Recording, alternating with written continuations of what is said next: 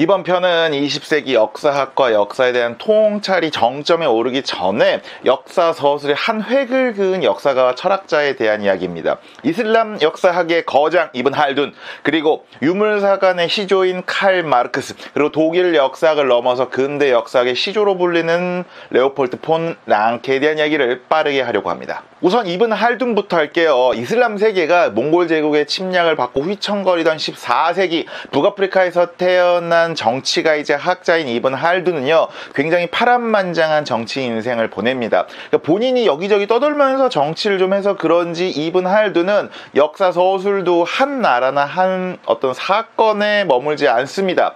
성찰의 책 키탑 알 이바르라는 7권짜리 3부작인 인류 역사서를 써요. 근데 여기서 다양한 민족들의 역사를 각 지역의 기후나 환경과 연계를 해서 써요. 특히 이 북아프리카에 있는 베르베르인에 대한 서술은 세계 최초의 역사 서술이라고 합니다. 근데 인양반의 이름을 세계 역사학에 남겨준 거는 성찰의 책 앞에 실렸던 프롤로그 같은 내용이에요. 아랍어로는 무카띠마, 우리에게는 역사 서설이라고 따로 번역이 돼서 별도의 역사 이론서로 알려져 있습니다. 무카띠마 역사 서설에서는요, 아사비아 이론을 반드시 알아야 합니다. 그러니까 아사비아는 집단 유대감, 연대의식 같은 건데, 그러니까 우리라고 이 사람들을 생각해서 이 사람들을 위해서 나를 희생시킬 수 있는 그 어떤 정신이나 의식, 그러니까 이게 혈연 관계에서 온대요. 그리고 이게 강한 집단이 진짜 강한 집단이다. 이게 강해지면은 다른 집단에게 승리를 하거나 그 집단을 흡수해서 왕조를 만들 수 있다. 그리고 그 왕조가 만들어지면 아사비아, 그러니까 집단 의식이 없이도 어느 정도 국가가 유지되지만 3대 120년 정도 흘러가면 결국 수명이 다해서 망한다. 이게 이븐 할둔이 만든 역사 법칙이라고 합니다. 그러니까 본인이 살던 당시의 이슬람 세계에선 뭐 얼추 맞을지 몰라도 전체 민족과 어떤 국가의 역사에 맞추기에는 조금 무리가 있죠. 그러나 이전의 역사가들이 하지 않았던 어떤 보편적인 역사 법칙을 세우려 했던 시도 자체가 굉장히 큰 의미가 있죠. 이븐 할둔, 무카띠마, 아사비아 끝. 남은 2명, 마르크스와 랑케는요, 독일 사람이고 공통된 연관 검색어가 있습니다. 바로 정반합, 변증법으로 유명한 헤겔인데요. 헤겔에 대한 이야기를 지금 많이 할 수는 없고, 헤겔은 이 세상의 어떤 대립과 모순이 역사를 굴러가게 한 동력이고, 그래서 역사의 흐름성을 강조했다라는 것만 우선 알아두시죠. 19세기 중반 독일 베를린 대학교에서 헤겔 교수님의 철학 강해를 듣던 한 천재가 20세기 인류에 가장 큰 영향을 미친 사상가가 됩니다. 칼 하이니 마르크스입니다. 칼 마르크스라고 불리죠. 역사가라고 하기 솔직히 좀 뭐해요. 뭐 제대로 된 역사책을 쓴 것도 아니니까요. 하지만 이 마르크스 아저씨는 유물론적 역사관의 기초를 만듭니다. 유물사관, 유물론적 역사관이 뭐냐? 유물론이랑 변증법을 섞은 겁니다. 그러니까 첫 번째, 경제적인 문제가 정치, 사회, 철학적인 문제에 영향을 미친다. 두 번째, 경제적으로 가진 자와 못 가진 자, 지배계급과 피지배계급, 부르주아지와 프롤레타리아트 사이의 투쟁과 대립의 역사가 인간의 역사를 지배했다. 세 번째, 투쟁하는 프롤레타리아, 피지배계급이 사회를 바꾸고 역사를 만든다. 네 번째, 이들이 공산혁명을 일으키면 인류는 지배와 피지배 계급이라는 굴레에서 해방이 되고 인류의 역사는 최종 단계에 이르러서 행복해진다. 다섯 번째, 프롤레타리아여 혁명하라! 역사를 중립적으로 분석하기보다는 자신의 선동을 위해서 자신의 주장에 맞게 역사를, 그것도 유럽의 역사를 재구성한 수준입니다. 그리고 이걸 소비에트 연방의 사회주의 혁명가인 레닌이 인류의 모든 역사는 원시 공산사회, 노예제 사회, 봉건제 사회, 자본주의 사회, 그리고 마지막 공산주의 사회 5단계로 나뉜다라고 주장을 하고요.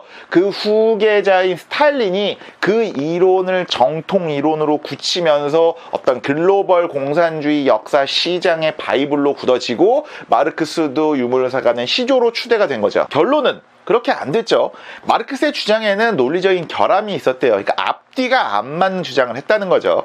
공산주의 혁명까지는 인간 사회, 인간의 역사는 계급끼리 싸워야 굴러간다고 했는데 공산주의 혁명 이후에는 계급끼리 안 싸우잖아요. 그럼 사회도 역사도 안 굴러간다는 건데 말이 안 되죠. 물론 마르크스가 역사를, 그 사회를 보는 관점 덕분에 그동안 지배층 중심으로 역사를 썼던, 그리고 사회를 바라봤던 주류 역사학자들과는 다르게 민초를 역사의 주체로 보게 되는 새로운 시야, 새로운 관점이 생기게 됐죠. 이번 영상의 마지막 남자, 독일 역사학의 아버지이자 근대 역사학의 아버지 레오폴드 폰 랑케입니다. 왜 근대 역사학의 아버지냐? 역사학을 연구하는 많은 방법들을 랑케가 만듭니다. 논문 인용법, 저술 방법, 1차 사료와 2차 사료의 구분을 다 랑케가 만들어요. 1차 사료는 그때, 그러니까 그 당시에 만들어진 역사적인 자료고요. 2차 사료는 나중에 후대에 만들어진 역사적인 자료를 그렇게 부르죠. 그리고 16세기, 17세기 유럽에서 있었던 종교개혁이라는 명칭을 처음 만든 것도 랑케고요. 19세기에 학계에서 유행하던 실증주의적 어떤 비판적 연구 방법론을 역사학에 도입한 것도 랑케고요. 대학에서 역사학이 정식 전공으로 인정받는 데 기여를 한 인물도 랑케입니다. 하지만 랑케를 기억할 때 반드시 알아야 하는 게 바로 있는 그대로의 역사라는 문구입니다. 그러니까 자기가 쓴 역사책 서문에 이 책은 있는 그대로의 사실을 다루고자 했다 라고 말합니다. 멋있죠? 그러니까 역사를 역사 그대로 봐야 한다. 그래서 이전에 어떤 교훈적인 역사 서술과는 다르게 랑케 이후에는 실증주의적인 역사 서술로 발전을 하게 됩니다. 베를린 대학교의 랑케 교수님은요, 아까 말한 헤겔 교수님이랑 어떤 키보드 배틀을 떴어요.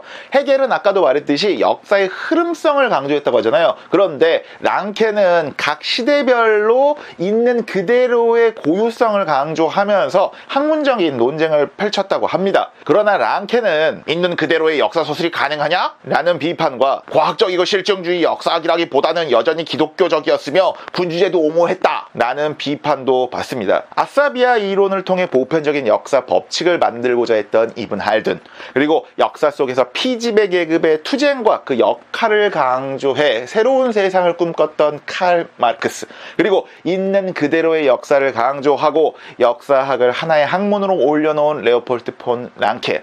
21세기를 사는 우리에게는 유행이 지나간 이야기처럼 들리지만 시대적인 한계를 떠올린다면 그들의 울림은 지금까지도 충분히 의미가 있으리라고 봅니다. 그런데 저는 이 책을 읽었을까요? 안 읽었을까요?